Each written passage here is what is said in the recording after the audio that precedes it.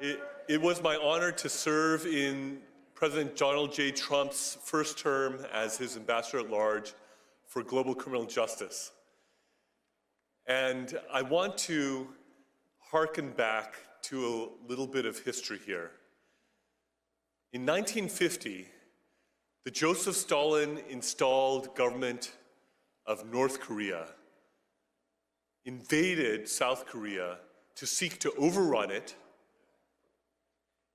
And in that conflict, a US-led coalition of 20-some countries repelled the communist aggression at the price of 50,000 American casualties.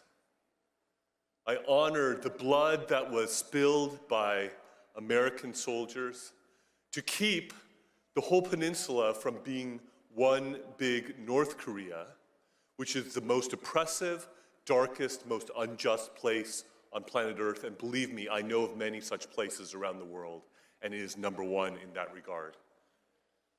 Now, South Korea stands on the edge of a cliff.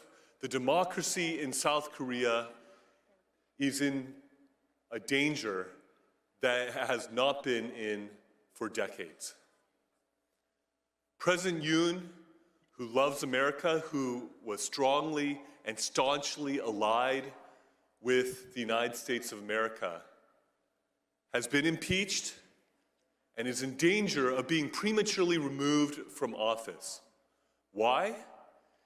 Because he had the courage to stick out his neck and say that there are things that are amiss in South Korea because there have been many indications of election fraud. We know something about that, I think, here in the United States. And there is a parallel situation going on.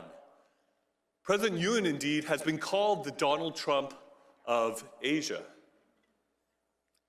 And he declared martial law in order to try to seize evidence in regards to the election cheating that he believes has run rampant and has given the Liberal Democratic Party in South Korea an overwhelming supermajority in South Korea that they have used in legislative tyranny to overrun the country, to give a haven to North Korean spies, to welcome the influence of the Chinese Communist Party,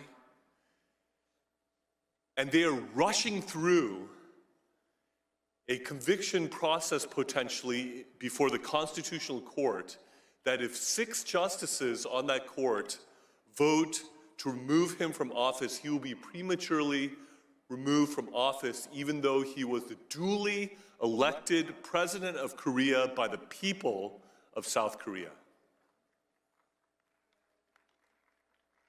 They are rushing this through because his chief political rival who wants to supplant him as president, Lee Jae-myung, who has allegedly sent millions of dollars over to North Korea against US sanctions and against the UN Security Council sanctions, who has aligned himself with North Korea and with the Chinese Communist Party, is himself accused of various crimes that if he is convicted, he would be disqualified from being a candidate for president of South Korea. So there is a legal and political race going on to try to convict and remove President Yoon before Lee Jae-myung is disqualified for running for president of Korea in the emergency election that will ensue if Yoon is removed.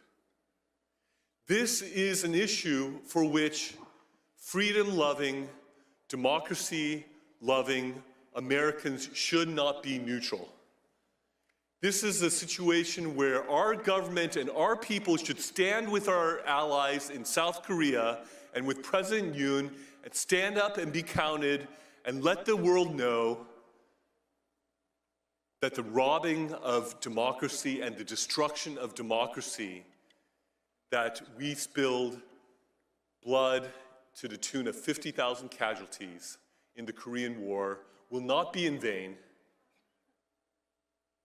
but that the democracy in South Korea could flourish and the people's elected president, President Yoon, who loves America, who is closely aligned with America, would be able to be vindicated in the Constitutional Court and restored to his rightful office. Thank you.